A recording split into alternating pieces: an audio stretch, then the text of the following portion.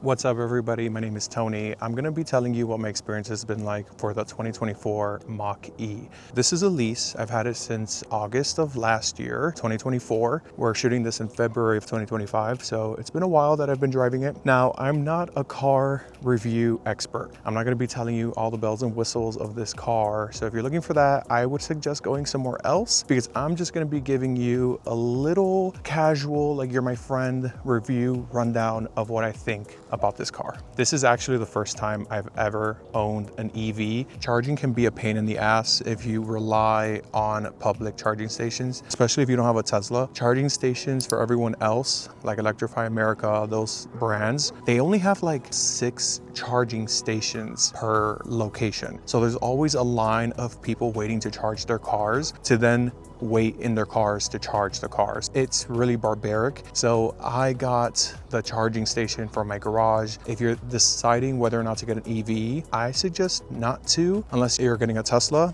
or you're gonna be charging at home in your garage, because then that way it's super easy. There's no downtime. You literally just charge your car while you're sleeping, and it's very cheap. The rate of electricity varies by city. This one in my garage, for example, the Mach-E takes, from, in my instance in Las Vegas, I think like around $12 to fully charge. It's a really good deal compared to gas, which I owned Volkswagen Taos before this. But enough about me, let's talk about the Mach-E.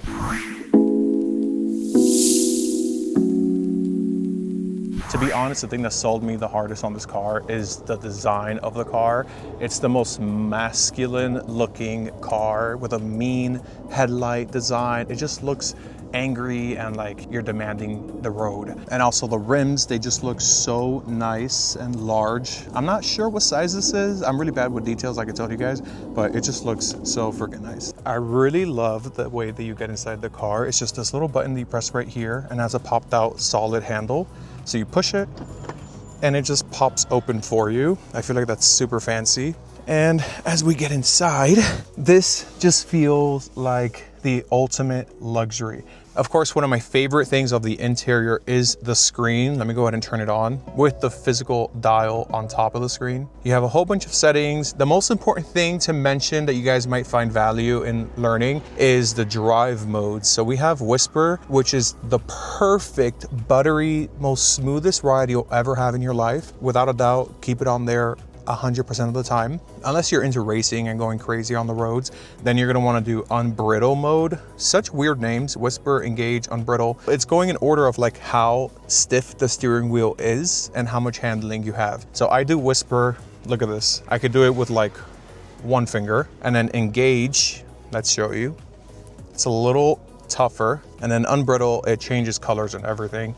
This one is definitely harder. So when I first got this Mach-E, I was like, why does it drive so bad? Like my wrists were hurting. It was just a horrible experience. And then I found out about this Whisper mode, and now it's super soft and buttery. I like to drive like a feather. Here, you're also gonna have your controls for popping the frunk and the trunk. So one thing about the frunk, I've never used it a single time. I'm just so used to driving a gas powered engine car that I think it's just that I forget that it's extra storage in the front, because there are plenty of times where I shop at Home Goods or something and I load up the trunk and I'm like, oh my God, I have no more space for stuff. And I forget that there is a ton of space in the front. The backlights are also one of my favorite things about the Mach-E. They are so nice. And they have that beautiful turn signal animation that Mustangs are known for. Let me show you. Like that, so pretty.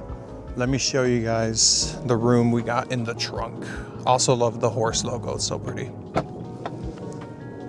So it does open and close automatically. However, now that I'm seeing the picture here of the foot, it doesn't have the chip for this little action that Ford has with their cars. That is not gonna come with the Mach-E as of now. You can see there's lots of room back here. I have my dog's little diaper bag and her stroller. Definitely enough space for you to put a lot of stuff back here.